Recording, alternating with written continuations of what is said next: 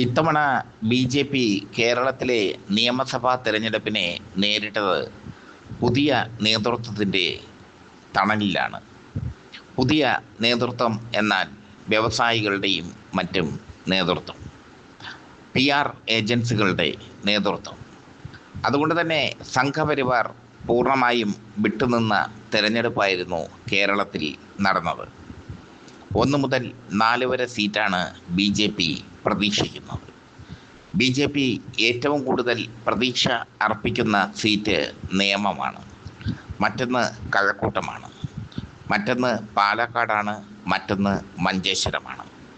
എന്നാൽ RSS BJP. കേന്ദ്ര നേതൃത്വത്തിന് നൽകിയ റിപ്പോർട്ട് അനുസരിച്ചാണെങ്കിൽ ബി.ജെ.പിക്ക് ഒരു സീറ്റ് പോലും കേരളത്തിൽ ലഭിക്കില്ല.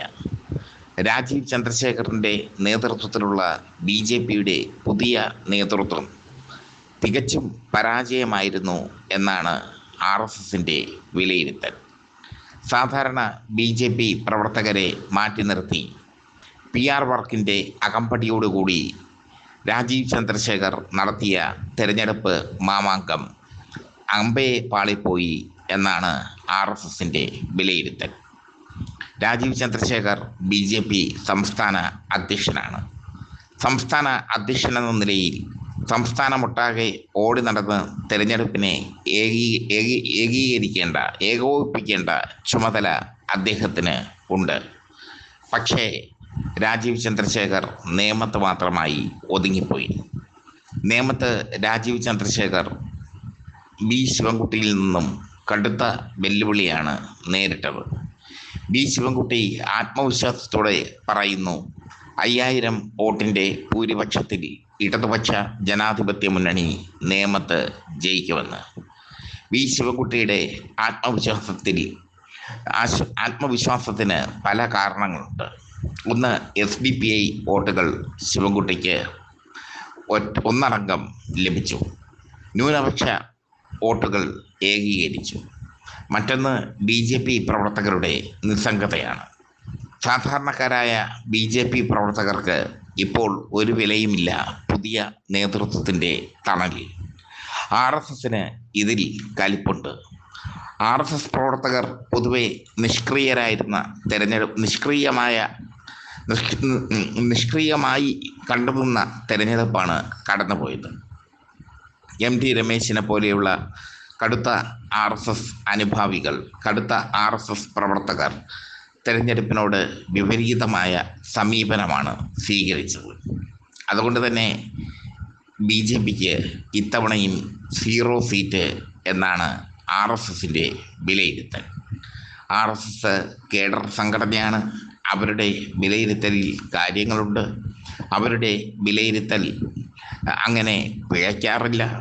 കൃത്യമായി എത്ര വോട്ടുകൾ പോൾ ചെയ്തു എന്ന് മനസ്സിലാക്കാനുള്ള കഴിവ് അവർക്കുണ്ട്. അവരുടെ സംഘടനാ ശക്തി CPMൻ്റെ സംഘടനാ ശക്തിയേക്കാൾ മികച്ചതാണ്. അവർ തന്നെയാണ് കേന്ദ്ര നേതൃത്വത്തിന് റിപ്പോർട്ട് കൊടുത്തിരിക്കുന്നത്. രാജീവ് ചന്ദ്രശേഖർ അടക്കം തോൽക്കുമെന്ന്. ശോഭാ സുരേന്ദ്രൻ പാലക്കാട് അലമ്പാക്കി എന്നാണ് RSSൻ്റെ വിലയിരുത്തൽ. പാലക്കാട് ജയിക്കാവുന്ന സാധ്യതകളൊക്കെ പണം കൊടുത്ത് വോട്ട് എന്ന തത്വത്തിലൂടെ ശോഭാ സുരേന്ദ്രൻ കളഞ്ഞ് കുളിച്ചു. മഞ്ചേശ്വരത്ത് SDPI സ്വന്തം നിലയിൽ സ്ഥാനാർത്ഥിയെ നിർത്തിയിരുന്നെങ്കിൽ സുരേന്ദ്രന് വിജയപ്രതീക്ഷ ഉണ്ടായിരുന്നു. അവിടെയും സുരേന്ദ്രൻ്റെ വിജയപ്രതീക്ഷകളെ തകിടം മറിച്ചുകൊണ്ട് SDPI സ്ഥാനാർത്ഥിയെ പിൻവലിച്ചു.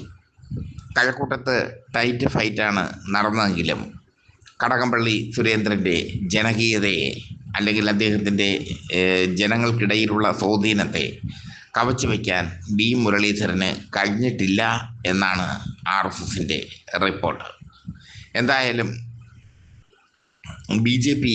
ജയിക്കുമെന്ന് അവർ കരുതുന്ന ഇടങ്ങളിൽ വലിയ തിരിച്ചടിയാണ് ബി.ജെ.പിക്ക് ലഭിച്ചതെന്ന് RSSൻ്റെ റിപ്പോർട്ടിൽ പറയുന്നു. ബി.ജെ.പി. ജയിക്കുമെന്ന് കരുതുന്ന മറ്റൊരു മണ്ഡലം തൃശ്ശൂരാണ്. അവിടെ പത്മജ വേണുഗോപാലിന് വേണ്ടി സാധാരണ ബി.ജെ.പി. പ്രവർത്തകർ കാര്യമായി പ്രവർത്തിച്ചില്ല എന്ന റിപ്പോർട്ടും RSS നൽകിയിട്ടുണ്ട്. അവിടെ കോൺഗ്രസിനാണ് വിജയ സാധ്യത. എന്തായാലും ഇത്തവണ BJP വോട്ട് ഷെയർ വർദ്ധിപ്പിക്കുമോ എന്നത് വേണം അറിയേണ്ടത്. ജയിക്കാവുന്ന തൃപ്പൂണിത്തുറ അടക്കമുള്ള മണ്ഡലങ്ങൾ ഘടകകക്ഷികൾക്ക് 2020 കൊടുത്തതിലൂടെ അവിടുത്തെ സാധ്യതയും BJP നഷ്ടപ്പെടുത്തിയെന്ന് RSSന്റെ സംഘടനാ റിപ്പോർട്ടിൽ പറയുന്നുണ്ട്.